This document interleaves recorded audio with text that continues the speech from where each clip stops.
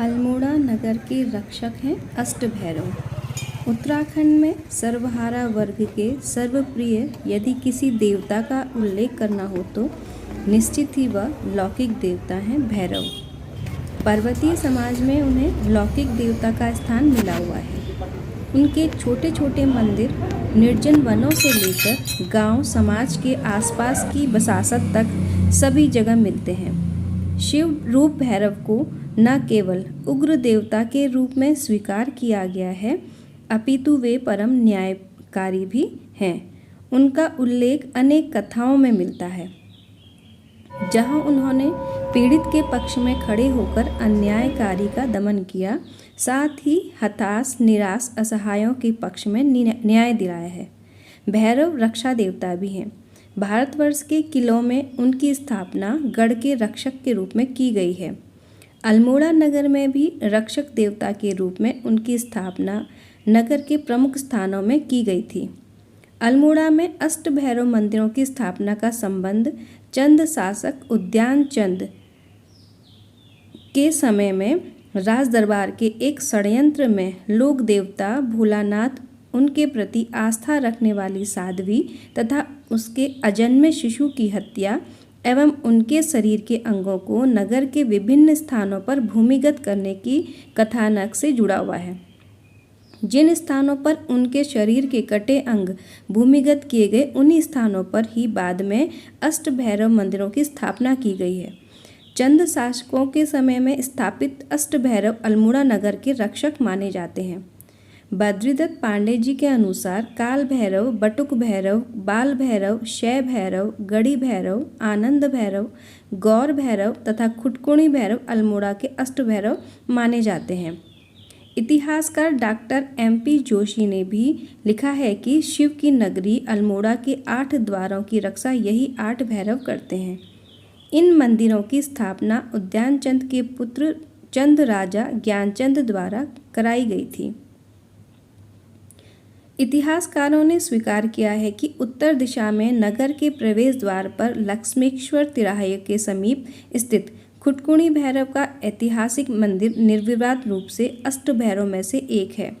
जाखन देवी के समीप भैरव का मंदिर भी अष्टभैरव में से एक है। इसी प्रकार लाला बाजार के पास शय भैरव मंदिर है। इतिहासकार बद्रीदत्त पांडे जी ने उल्लेख किया है कि उद्यान चंद ने एक मकान बनवाकर कुंवर को यहाँ स्थापित किया। इस मंदिर में मनोकामना पूर्ण करने वाले मंदिर के रूप में भी माना जाता है। प्रत्येक शनिवार को सायं यहाँ परंपरागत वाद्य यंत्रों के साथ सामूहिक आरती का आयोजन होता है, जिसमें भारी संख्या में श्रद्धालु सम्मिलित होते हैं। भद्रेश्वर मंदिर से पूर्व की ओर दानपुर भवन के पीछे एक भैरव शंकर भैरव के नाम से आसीन है। थपलिया मोहल्ले में गौड़ भैरव का मंदिर स्थापित है। जगदीश्वरी प्रसाद ने अपनी पुस्तक कुमाऊं के देवालय में इनका उल्लेख किया है। इन्होंने इनके गौर भैरव के नाम से विहित किया है। चौगान पाटा के समीप अष्ट भैरव में से एक मंदिर बाल भैरव का है। यह मंदिर भी चंद राजाओं के काल का बताया जाता है। कुछ लोग इन्हें आनंद भैरव के नाम से भी संबोधित करते हैं। पल्टन फील्ड के पास गड़ी भैरव विराजमान हैं, जो दक्षिण दिशा के प्रवेश द्वार पर रक्षा के लिए स्थापित किए गए हैं। छावनी क्षेत्र में स्थापित यह मंदिर लाल मंडी किले के पास में स्थित है। पलटन बाजार में ही अष्ट भैरवों में से एक बटुक भैरव का मंदिर है। इस मंदिर को भोलानाथ मंदिर के नाम से भी जाना जाता है। अत्यंत ख्याति प्राप्त इस मंदिर की गणना भी नगर के अष्ट भैरव में की जाती है। रघुनाथ मंदिर के समीप खजांची मोहल्ले में मल्ला महल के उत्तर पूर्व की ओर काल भैरव मंदिर स्थापित है। एडम्स इंटर कॉलेज के समीप भी एक भैरव मंदिर है। इस प्राचीन भैरव मंदिर की स्थापना भी चंदवंशी राजाओं के काल की मानी जाती है। इसे भी अष्ट भैरवों में एक बाल भैरव के नाम से माना जाता है। कुछ विद्वानों ने संभावना व्यक्त की है कि संभवतः इनको ही आनंद भैरव कहा गया है। पूरे नगर में भैरव के 10 से अधिक विभिन्न स्थानों पर हैं मंदिर, परंतु विद्वान मूल अष्ट भैरव मंदिरों की वर्तमान स्थिति के संबंध में एकमत नहीं है। आनंद भैरव तथा बाल भैरव के नाम से भी 1 से अधिक भैरव मंदिर हैं।